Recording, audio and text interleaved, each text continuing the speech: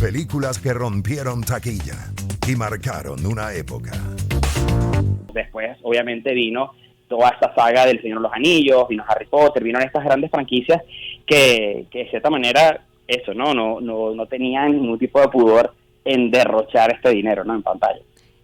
También, Eduardo, esta película nos deja varias frases, pero una de ellas todavía es utilizada en memes y en algunos videos de tendencia de TikTok. Comeback.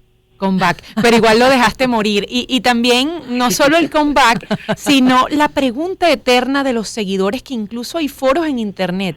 ¿Cabía Jack en la tablita? Por supuesto que cabía. 25 años después, James Cameron se reunió con el elenco y con parte del equipo técnico y tuvo que demostrarle a la gente que en realidad, haciendo pruebas técnicas, científicas, midiendo la temperatura del agua, la temperatura de los cuerpos, Jack no se salvaba por nada, tenía que irse, o sea, tenía que morir para salvar a su amada. Y eso lo ha tenido que explicar James Cameron, porque incluso esto formó parte de un episodio de este programa que se llama Cazadores de Mitos.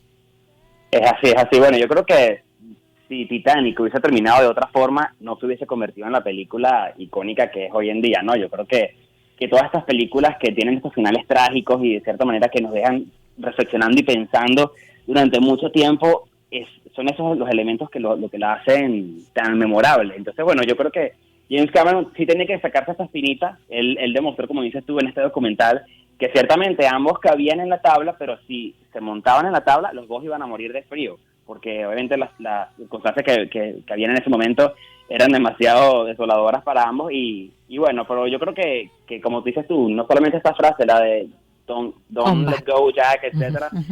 Bueno, también está la de Soy el rey del mundo, que el mismo James Cameron pronunció cuando ganó el premio Oscar. Tiene demasiadas frases icónicas.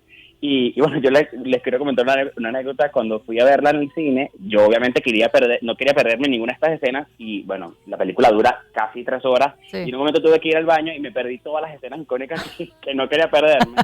Pero bueno, yo creo que eso, toda la sala de cine estaba como llorando como si fuese la primera vez, ¿no? También estaba leyendo hace unos minutos que esta película se convirtió en una de las películas más revisitadas por las fanáticas. Incluso decían que 17% de los adolescentes de Estados Unidos la habían visto más de 2 veces en ese año del estreno, ¿no? Y también una de las fuentes, Variety, dice que rompió récords en venta de Kleenex, que no está demostrado, pero este medio estadounidense dice que sí, que subieron las ventas de Kleenex con el estreno de la película, porque eso hizo que muchas personas, bueno, se conmovieran y bueno, no sé, yo creo que... Eduardo, como dicen por ahí, no tengo pruebas, pero tampoco dudas de que la gente compró Kleenex para poder verlas. Pero además otro de los elementos, más allá de esta apuesta a lo grande en todos los sentidos, en términos de presupuesto, de duración, de efectos, de trama, también lo es por la banda sonora. Esta es un sinónimo de la película, escuchar este tema interpretado por Celine Dion y toda la banda sonora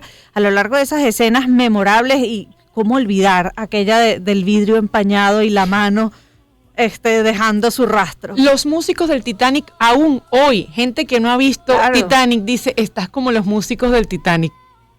Sí, es así. Y bueno, por ejemplo, una anécdota de la canción de Celine Dion, My Heart Will Go On, el mismo James Cameron estaba como, no quería que la canción apareciera en la película, porque bueno, hay que recordar que en esa época todas estas grandes películas taquilleras terminaban con los créditos rodando y una canción popular de fondo, ¿no? Entonces él no quería que su película se enmarcara en ese contexto de una película netamente comercial con este hit de fondo, ¿no? Pero al final terminó cediendo. Celine Dion hizo un demo, se lo mostró y a él le terminó encantando.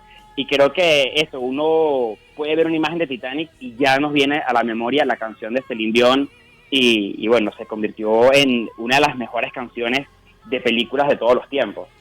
Y además la química entre Leonardo DiCaprio y Kate Winslet, Jack y Rose, son una de las parejas más icónicas del cine en nuestros tiempos.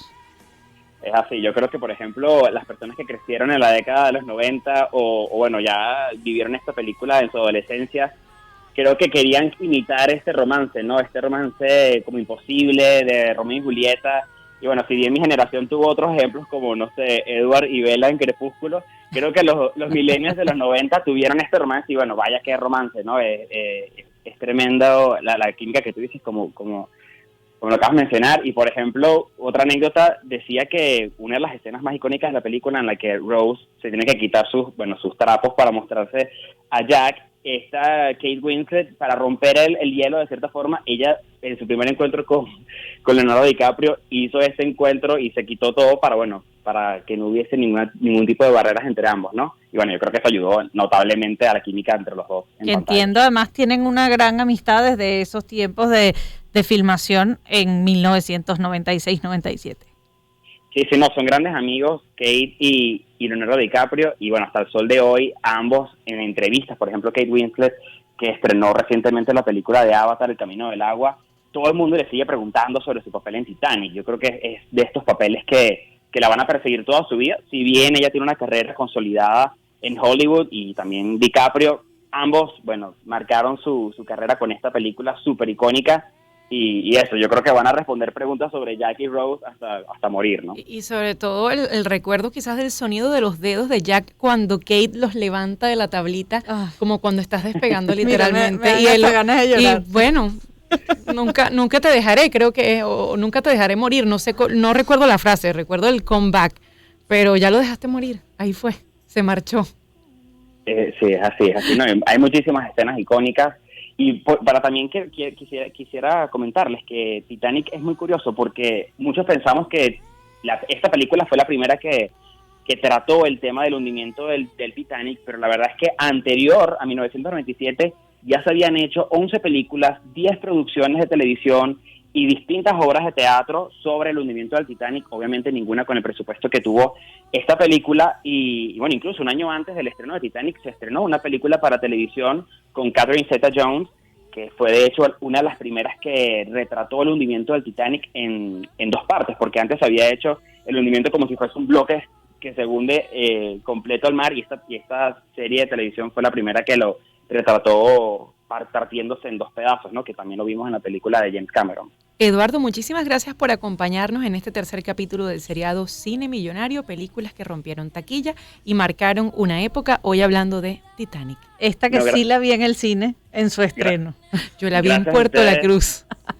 Sí, no, yo también soy de Puerto La Cruz, pero bueno, yo la vi aquí en Caracas porque ya viví aquí en Caracas. Y bueno, Adriana, Lila, muchísimas gracias por tenerme aquí en su programa. Yo iba a ir al estudio, pero desafortunadamente se me presentó un contratiempo y no pude estar. Pero bueno, gracias por la invitación, y a todos los que nos oyeron, pueden seguirme en mis redes sociales, @sinestesiag al final. Muchísimas gracias, Eduardo. Eduardo Grisanti, periodista crítico de cine, el cine de Plaza Mayor, allá en Puerto La Cruz, Titanic. Y bueno, obviamente la lloradera, ¿sabes cómo se pone mi pequeña nariz? 9, ya 10:38 minutos de la mañana, momento de hacer publicidad.